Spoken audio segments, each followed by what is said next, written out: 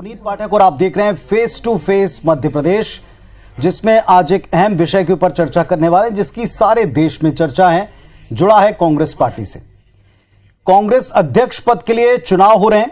मल्लिकार्जुन खड़गे और शशि थरूर में सीधा मुकाबला है।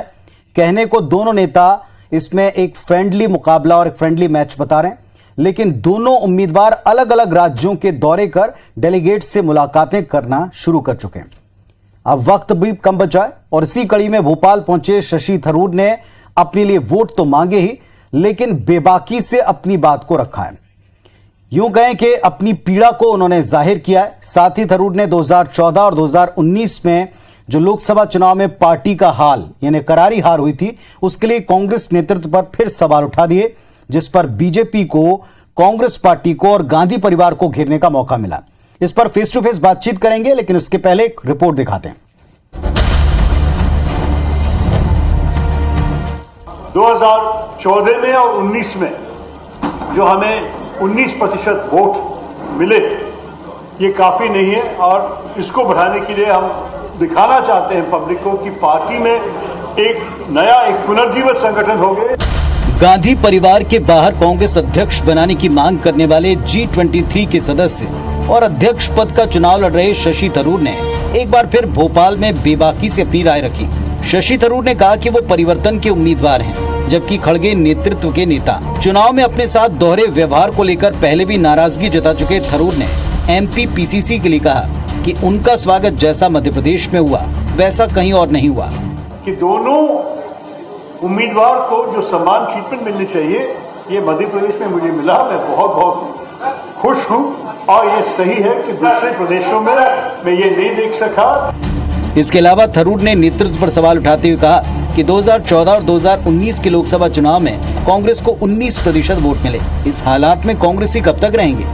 इसका एक ही इलाज है कि कांग्रेस को मजबूत किया जाए। गांधी परिवार पर शशि थरूर के सवाल उठाने के बाद और मल्लिकार्जुन खड़गे के बयान के बहाने बीजेपी, कांग्रेस और गांधी परिवार पर फिर हमलावर है। कांग्रेस को पता है कुछ मिलना दिलना तो है नहीं, 2023 में भी 2024 में भी, और इसलिए कोई एक व्यक्ति चाहिए था जिसकी बलि चढ़ाएं, और इसलिए खड़गे साहब को उन्होंने चुना है। जो राष्ट्रीय अध्यक्ष बनेगा वो बलि का बकरा बनेगा।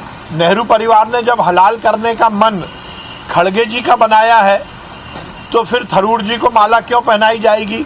बहरहाल कांग्रेस के नए अध्यक्ष को लेकर फैसले की घड़ी करीब है। 17 अक्टूबर को मतदान और फिर 19 अक्टूबर को मतगणना के बाद देश के सामने कांग्रेस के नए अध्यक्ष का चेहरा होगा। लेकिन चुनाव के पहले थरूर की व्यथा कई सवाल उठा रही। मसलन कांग्रेस भले ही दावा करे कि अध्यक्ष पद का चुनाव निष्पक्ष होगा, लेकिन जिस तरह के संकेत दिए जा रहे हैं, उससे तो संदेश ये जा रहा है कि 10 जनपद का समर्थन सिर्फ खड़गे को हासिल है। तो सवाल ये, क्या चुनावी मिसाल का महज ज्यादा साबित होगा?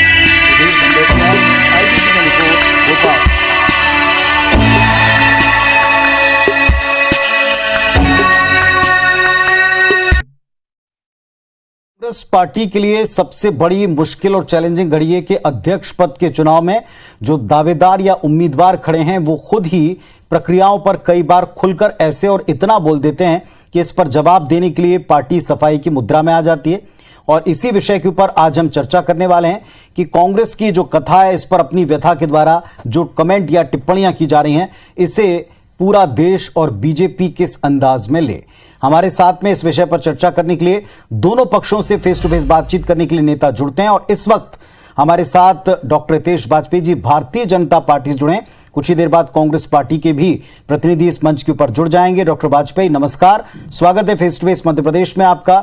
आज अपने दर्शकों को और आपको भी हम बताना चाहेंगे कि आप लोग अपनी बात रखेंगे और जो पहली बात आप निर्बाध रूप से रख पाएंगे, 2 मिनट का इसमें आपके पास में वक्त है, आप अपनी बात रखें। डॉक्टर वाजपेयी जी, जो कांग्रेस पार्टी के व्यथा के बारे में, हाल के बारे में शशि थरूर साहब आकर यहां कह रहे हैं, चाहे चुनाव की प्रक्रिया हो, चाहे पिछले चुनाव में कांग्रेस पार्टी का हश्र हो, बीजेपी इस पर क्या सोचती है? नहीं, बहुत ज्यादा हम लोगों का विषय ये वैसे भी नहीं है, लेकिन पुनीत जी हम लोग अच्छे से जानते हैं। देखिए, हम इस बात को सब लोग कहते आए हैं। आप जैसे जो प्रखर और मुखर एंकर हैं, जिनका 20-20 साल से ज्यादा का अनुभव हो गया है, वो भी इस बात को समझते हैं और कांग्रेस की चुनौतियों को जानते हैं। कोई डिरोगेटरी रिमार्क करने की जरूरत नहीं है, लेकिन कांग्रेस की सबसे बड़ी चुनौती जो है वो राहुल गांधी ही है। और राहुल गांधी से बाहर आना के लिए ये प्रक्रिया की गई, 24 साल से चुनाव नहीं हुए, तो अब जब ये प्रक्रिया की गई तो ये प्रक्रिया भी पूरी की पूरी इसलिए हो गई कि दिखाने के लिए होना चाहिए, जबकि मांग ये उठी थी कि भाई एक्चुअली में हो जाए। एक्चुअली में हो जाएगी तो एक्चुअल लीडरशिप निकल के आएगी। तो हमें भी खुशी हुई थी जब दिग्विजय सिंह ने फॉर्म भरने की बात कही थी, तो हमें लगा कि चलो भाई जो राज्यों के अच्छे नेता है उनको अवसर मिलेगा। लेकिन फिर उसके बाद रात को 10:30 बजे सारा खेल हो गया। फिर सोनिया जी ने फिर वही मल्लिकार्जुन खड़गे जी को रबर स्टैंप अध्यक्ष के। बिल्कुल, आपकी बातों को मैं वापस से दर्शकों तक पहुंचाऊंगा, लेकिन इस वक्त मध्य प्रदेश के मुख्यमंत्री शिवराज सिंह चौहान संदेश दे रहे हैं, वहां लिए चलता हूं। प्रतिभावान होते हुए भी पीछे रह जाते हैं, उनकी प्रतिभा कुंठित हो जाती है, सहज रूप से उनका स्वाभाविक विकास नहीं होता। उन बच्चों को मेडिकल की भी शिक्षा हिंदी में देने के लिए मध्य प्रदेश सरकार ने प्रयास प्रारंभ किए, और आज मुझे ये बताते हुए प्रसन्नता है कि हमने मेडिकल की पढ़ाई भी, चिकित्सा शिक्षा की पढ़ाई भी हिंदी में देने के लिए पाठ्य पुस्तकें तैयार कर ली है। अब अंग्रेजी की बाध्यता और अनिवार्यता नहीं रही। ये मध्य प्रदेश के लिए गौरव का विषय है कि हिंदी में मेडिकल और इंजीनियरिंग की पढ़ाई करने वाला पहला राज्य बना है। और इस अवसर पर हिंदी की पुस्तकों का लोकार्पण करने और पढ़ाई प्रारंभ करने हमारे देश के यशस्वी गृह मंत्री श्रीमान अमित शाह जी 16 अक्टूबर को भोपाल पधार रहे हैं। 12 बजे यह कार्यक्रम संपन्न होगा दोपहर में, और मध्य प्रदेश एक नए युग में प्रारंभ करेगा। किसी बच्चे की प्रतिभा कुंठित नहीं होगी। धन्यवाद। मध्य प्रदेश के मुख्यमंत्री शिवराज सिंह चौहान को आप सुन रहे थे। मध्य प्रदेश एक इतिहास रचने की तरफ है। पहली दफा होगा कि जब एमबीबीएस की पढ़ाई डॉक्टर्स हिंदी में कर पाएंगे। डॉक्टर बनने की प्रक्रिया में एक जो कई दफा एक बाधा होती है, दिक्कत होती है, अंग्रेजी में कई बार अनिवार्यता के चलते कई होशियार बच्चे इसका पूरी तरीके से अनुसरण नहीं कर पाते हैं और पीछे रह जाते हैं। अब ये बाध्यता नहीं रहेगी और मध्य प्रदेश ने इसको लेकर पुस्तकों को तैयार कर लिया है। केंद्रीय गृह मंत्री आने वाले हैं और उसके संदर्भ में सबके लिए एक आमंत्रण भी था, जानकारी भी थी, एक संदेश था मुख्यमंत्री का, जो दर्शक इस वक्त लाइव देख सुन रहे थे। चलिए वापस हम आते हैं अपनी डिबेट की तरफ, face to face Madhya Pradesh की तरफ। मध्य प्रदेश में जो शशि थरूर पहुंचे कांग्रेस पार्टी के राष्ट्रीय अध्यक्ष पद की रेस में, जो एक उम्मीदवार हैं, उन्होंने मुखरता से अपनी बात रखी और उस बात को रखने के साथ साथ उन्होंने पिछले चुनाव में हार का ठीकरा एक तरह से आला नेताओं पर फोड़ा है, आला कमान पर फोड़ा है, और इस पर बीजेपी कांग्रेस पार्टी के ऊपर कटाक्ष भी कर रही है। ये भी कह रही है कि ये पूरी प्रक्रिया महज एक दिखावा है। आज से हम एक टाइमर के साथ में पहले निर्बाध रूप से आप दोनों की बातें पहुंचाना चाहते हैं। हमारे साथ अब्बास हफीज साहब भी जुड़ गए हैं, उपाध्यक्ष हैं कांग्रेस मीडिया विभाग के मध्य प्रदेश से। हफीज साहब नमस्कार, आपका भी स्वागत है इस चर्चा में।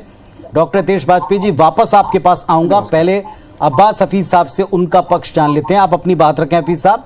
थरूर साहब ने अपनी व्यथा भी सुनाई है और चुनाव में पार्टी के लिए जिम्मेदार नेताओं की तरफ इशारा भी किया है।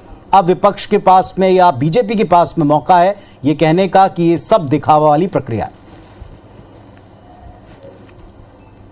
देखिए पुनीत जी, सबसे पहले तो जब शशि थरूर जी आए हैं तब से लेके उनके जाने तक मैं हर वक्त साथ में था, आसपास ही था। मैंने हर चीज़ उनकी सुनी है। उन्होंने कहीं भी हार का ठीकरा आलाकमान पर नहीं फोड़ा। उन्होंने बल्कि आलाकमान के बारे में यही कहा कि सोनिया गांधी जी के नेतृत्व में हमने बहुत अच्छा प्रदर्शन किया, बहुत अच्छे हमारे राज्यों के परिणाम आए। राहुल गांधी जी के कार्यकाल के अंदर हमने 3 राज्यों के चुनाव हिंदी पट्टी के जीते, ये भी उनकी तरफ से बात आई और बहुत अच्छा रहा। लेकिन राहुल जी का इस्तीफ़ा देना और उसके बाद सोनिया जी के स्वास्थ्य का जो डिटेरियोरेटिंग कंडीशन रही, जो तबीयत ख़राब होती गई, और कोविड का आना, उसने एक संपर्क में बाधा डाली, और जिसके बाद से अब ज़रूरत है कि हमें फिर से एक तरह से बॉडी बनानी चाहिए, CWC के संदर्भ में बात करी और तमाम चीज़ें करें। और ये भी उन्होंने कहा कि जिस तरह से समन्वय बना के चल सकते हैं उस तरह से आगे चलना है, गांधी परिवार का, कांग्रेस के पुरानी लीडरशिप का, युवाओं का, सब लोगों का। मुझे लगता है कि हम इंटरप्रेट कर सकते हैं बहुत सारी चीज़ें। कांग्रेस पार्टी का चुनाव हो रहा है, ये अपने आप के अंदर एक बहुत नई बात है आज के युवा लोगों के लिए, युवाओं के लिए, भारत के, मध्य प्रदेश के। भारतीय जनता पार्टी को कोई औचित्य नहीं है इस पर टीका टिप्पणी करने का, क्योंकि भारतीय जनता पार्टी में कोई चुनाव नहीं होता है। तो मुझे लगता है कि भाजपा जो जनता से उसके किए वादे हैं उनको पूरा करे, जो सरकार की जिम्मेदारी है, क्योंकि डबल इंजन और ट्रिपल इंजन की सरकारें चला रही है और बदहाली पूरे देश और प्रदेश देख रहा है, चाहे वो आर्थिक हालात हो, चाहे सामाजिक हालात हो। तो उनका जो डिपार्टमेंट है, उनका जो काम है, वो उनको वो करना चाहिए। ठीक है, कांग्रेस पार्टी के कार्यकर्ता, चलिए वापस आप अपनी बात रखिएगा, हफीज साहब आप अपनी बात रखिएगा। अभी की फिलहाल जो बात है उस पर मैं उत्तर ले लूं। वाजपेयी जी से हालांकि मैं पहले भी पूछ चुका हूं, क्या ये केवल मीडिया की कोई बातें हैं या विपक्ष के नाते भारतीय जनता पार्टी ने जो चीजें पहले महसूस की थी कांग्रेस गवर्नमेंट के बारे में, या अब जब सत्ता में आप हैं और विपक्ष के नाते आप कांग्रेस को देख रहे हैं, ये आपके मन की बातें हैं जो आप लगातार मीडिया में देख रहे हैं, या वाकई ऐसा कांग्रेस में हो रहा है? देखिए, एक तो पुनीत जी, हम दोनों दलों को ये बोलना छोड़ देना चाहिए कि उस दल में ये हो रहा है तो उनका अंदरूनी विषय है और हमारा विषय नहीं है। मैं दोनों दलों के लिए कह रहा हूँ। ठीक बात। उसका कारण ये है कि हम लोग सार्वजनिक जीवन में हैं। आपकी इस डिबेट के माध्यम से लोग जानने का प्रयास करते हैं, समझने का प्रयास करते हैं कि जिन दलों को हम अपने बीच आते देखते हैं उसमें चल क्या रहा है। अच्छा, अब्बास भाई अपने दल की कमजोरियां तो बताएंगे नहीं, ये बात भी सच है, या बताएंगे भी तो मर्यादा में बताएंगे, या मैं अपने दल की जो बहुत बड़ी कमजोरियां होंगी उसको नहीं रखूंगा।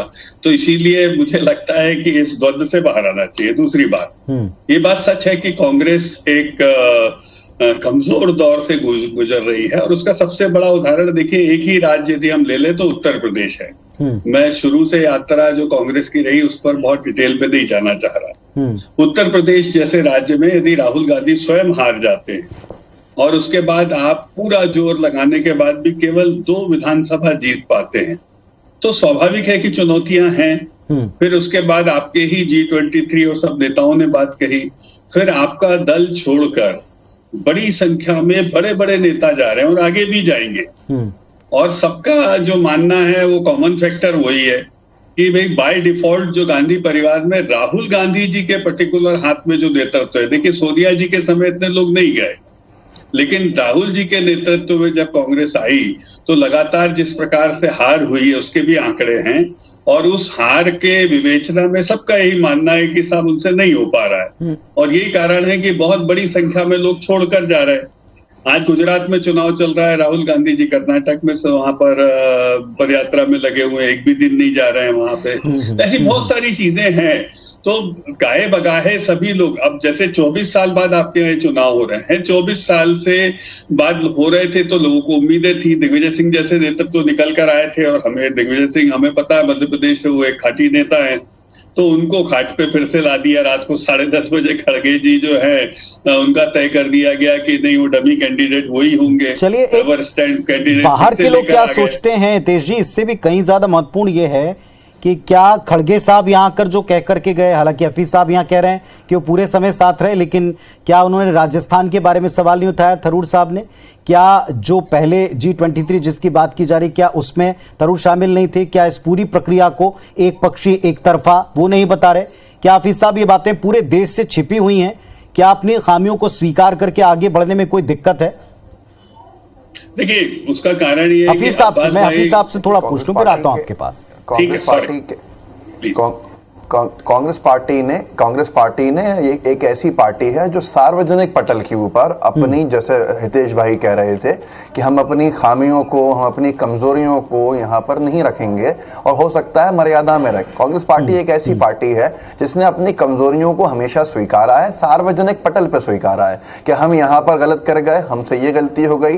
कांग्रेस पार्टी का एक कार्यकर्ता, एक साधारण कार्यकर्ता मेरे जैसा भी अपने शीर्ष नेतृत्व के ऊपर एक सवाल खड़ा कर देता है यहाँ पर। तो और उसको बहुत पॉजिटिवली लिया जाता है। स्वतंत्रता संग्राम से निकले हुए राजनीतिक दल हैं, हमारे यहाँ पर गला नहीं घोटा जाता है, आवाज़ नहीं दबाई जाती है, अनुशासनहीनता उसकी हद में उसको नहीं लाया जाता है जहाँ पर कार्यकर्ता अपनी पीड़ा रख ना सके, ये सारी चीज़ हैं। लेकिन क्या सिर्फ कांग्रेस पार्टी के साथ ही नेता जा रहे हैं? क्या भारतीय जनता पार्टी का एनडीए का एक एक करके पुराने से पुराना घटक दल नहीं साथ छोड़ गया है?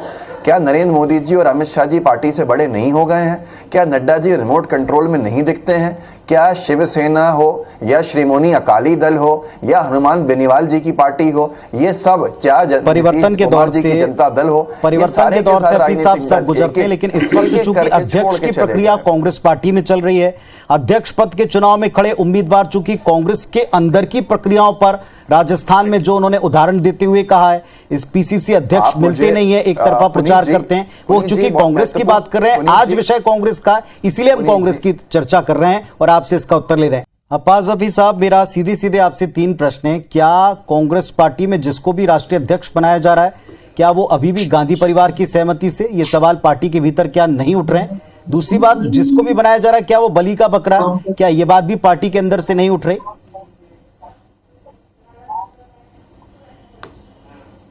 देखिए, पहला सवाल आपका जो है वो ये है कि गांधी परिवार की सहमति से, गांधी परिवार की सहमति दोनों के ऊपर है। गांधी परिवार कांग्रेस पार्टी का एक ऐसा इमोशनल अम्बिलिकल कॉर्ड है जिसको हर एक कार्यकर्ता, हर एक नेता अपना खुद का परिवार मानता है, इसमें कोई दो राय भी नहीं, हम तो मना भी नहीं करते। भले ही ये बीजेपी के लोग मोदी जी और अमित शाह जी के परिवार को अपना परिवार बाहर कहने से शायद झिझके हैं, लेकिन इनकी इधर बाहर, इससे बाहर नहीं है, ये 2 लोगों की पार्टी तक सीमित हो चुकी है। आज आप तो होर्डिंग भी देख लीजिए, अमित शाह जी राष्ट्रीय अध्यक्ष नहीं है, लेकिन उनकी तस्वीर के बिना किसी के बस की नहीं है कि होर्डिंग लगा दे अपना। नड्डा जी का होर्डिंग होता है, अमित शाह जी का उसके साथ जरूरी है तस्वीर होती है। तो ये सारी चीजें हैं, अब पुरानापन आ रहा है बीजेपी में तो ये समझ पाएंगे उस चीज को। लेकिन गांधी परिवार क्या है? गांधी परिवार वो है जिसने कांग्रेस पार्टी के लिए बलिदान दिए हैं और देश के लिए कुर्बानियां दी हैं। गांधी परिवार से 2 प्रधानमंत्री ऐसे गुजरे हैं जो गौरवान्वित करते हैं हम पूरे कार्यकर्ताओं को। पार्टी में एक बड़ा वर्ग जो मानता गांधी परिवार की वजह से ही पिछले 2 चुनाव पार्टी इस तरह से हारी। क्या हर पार्टी का एक वर्ग ऐसा नहीं मानता? हर पार्टी में इस तरह के लोग मिलेंगे। नितिन गडकरी जी बहुत सारे सवाल खड़े करते हैं आज की तारीख के अंदर, नंबर 2 हैं, और ये कहते हैं कि आज की राजनीति के अंदर शुचिता नहीं बची है, आज की दिल चाहता है राजनीति छोड़ दूं। बहुत सारे ऐसे हैं, सरकार सही समय पर निर्णय नहीं लेती है, बहुत सारे सवाल हैं। क्या कहा थरूर जी ने? क्या इसी चुनाव प्रक्रिया पर वे सवाल नहीं खड़े किए जिन पर आज हम बात कर रहे हैं? उन्होंने क्या नहीं कहा कि पीसीसी के लोग मिलते नहीं है, सबसे अच्छा मध्य प्रदेश में स्वागत हुआ है, बाकी के लोग एक तरफा एक समर्थन दिखा रहे हैं? शशि थरूर, देखिए, जब कोई वोट मांगने आता है, पार्टी का ही चुनाव हो पुनीत जी, तो वो वोट मांग रहा है और वो उन वोटर्स से बात कर रहा है तो उनकी तारीफ करता है। उसके अंदर कभी कभी अतिशयोक्ति हो जाती है, कभी कुछ चीज़ें बड़ी हो जाती हैं, लेकिन उसको इस संदर्भ में देखा जाने लगे कि पूरे देश के अंदर ऐसा नहीं हो रहा है। तो अगर आप देखें, शशि थरूर जी का हर पीसीसी के अंदर स्वागत हुआ है, हर पीसीसी में उनकी प्रेस वार्ता हुई है, हर पीसीसी का मीडिया डिपार्टमेंट आपको खड़ा देखेगा, आप उन्हीं की टाइमलाइन के ऊपर देखिए, तो बहुत सारी चीजें हैं। कुल मिलाकर बात वही हुई ना हफीज साहब की, जो पार्टी को आगे जाकर अगर वे निर्वाचित होते हैं तो जो पार्टी को राष्ट्रीय स्तर पर रिप्रेजेंट करेंगे वो खुद पार्टी के भीतर के आज इन स्थितियों पर अगर बात कहेंगे, इशारे देंगे, आपके मुताबिक अतिशयोक्ति में अगर बोल भी जाएंगे तो इसका इंप्रेशन कैसे जाएगा? क्या खुद आप मौका नहीं दे रहे? डॉक्टर वाजपेयी, जो विपक्ष के भी नेताओं ने कहा, माफ कीजिएगा मैं विपक्ष बार बार इसलिए कहता हूं, कांग्रेस पार्टी के सामने बीजेपी है, भारतीय जनता पार्टी जो बार बार कह रही है कि ये सब कुछ एक दिखावा हो रहा है, ये सहमति दोनों की तरफ है, ये यहां हफीज साहब कह रहे हैं, लेकिन बीजेपी कहती है कि जो कुछ हो रहा है वो केवल इशारों पर हो रहा है, दिखावे के लिए हो रहा है। क्या आधार है आपका ऐसा कहने का?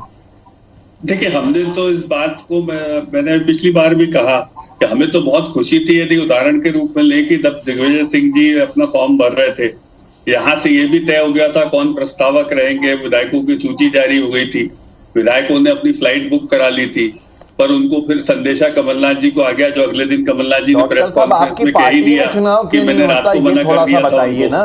अब्बास भाई, रात को मना कर दिया था, ये कमलनाथ जी ने कहा, मैंने नहीं कहा।